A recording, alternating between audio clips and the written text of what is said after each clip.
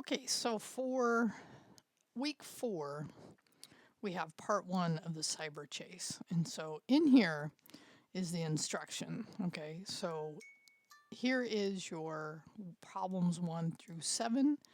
And here's the link that I also gave in the attendance, but check it out here.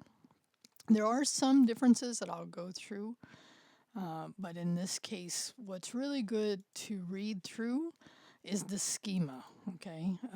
And what each column represents is really good. It'll help you as you work through the problems. Now, on the CS50 site, it'll say like in one query, but for our class, that's not what you're going to do. You'll write them all, and that's, if I go back to the instructions that I provide, right, is the way we've normally been writing them. Okay, so you will create a new file in that cyber chase directory. Oh, I'm actually going to say that. I'm glad I caught that. So you'll create a new SQL file, P1, and then you'll copy from the one we did from attendance and then remove any of your previous queries and update for your new file. That's what we did in attendance, so if you need help, look back there. And then your README file, you set up a heading, problems 1 through 7. I will give an optional break below, so you can check that out. And then start your normal terminal sessions. Again, refer back to week 4 attendance if you need help. So for each problem you're going to attempt, this is the process. So you basically do this for each one.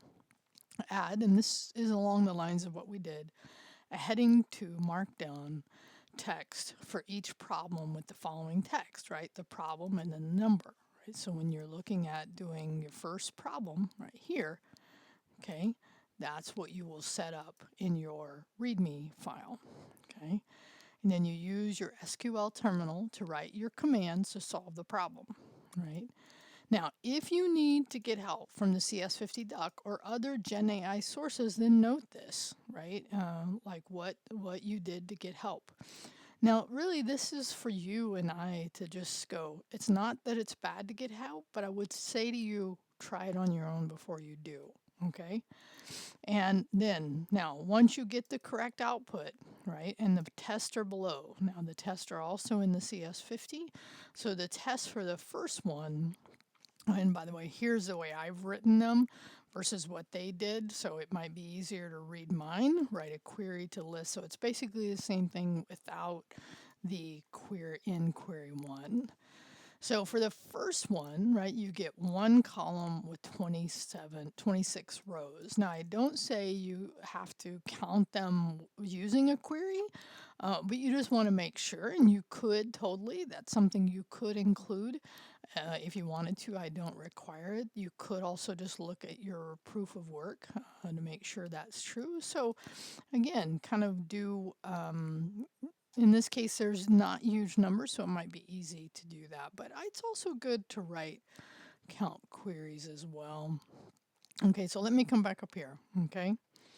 So now once you get the correct output, right, and this is where I just showed you the test, then complete the proof of effort workflow. And this is what we learned in attendance, so refer back if you need to remember how to do that.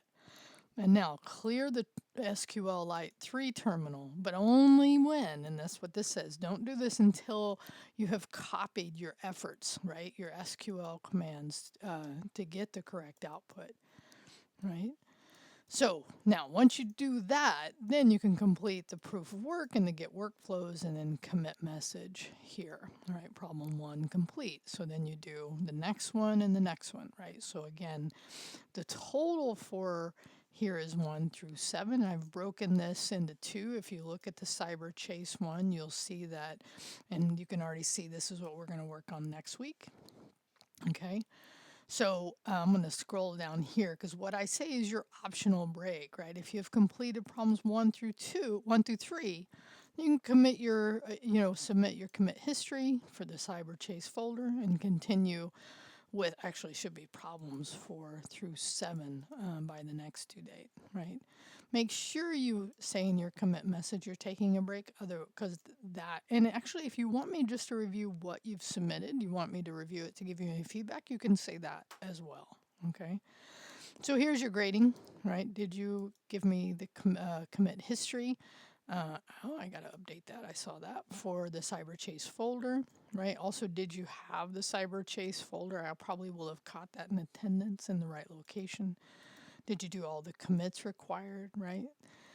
Did the commits contain the workflow for each of these? This is actually your biggest graded item, and was it submitted before the due date?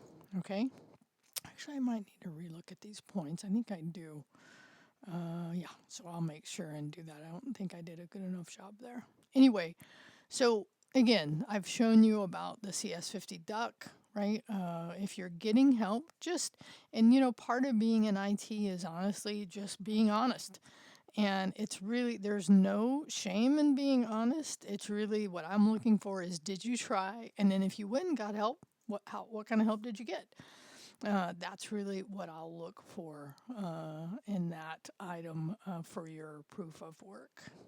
The thing I would also say here is, don't attempt the review until you have completed, because what will happen is, based on the way my course is set up, once you submit, you will have the review open up, but I wouldn't do that until you've completed the problem set if you were taking a break. Okay, that would be my suggestion. Hope this helps. Let me know if you need anything.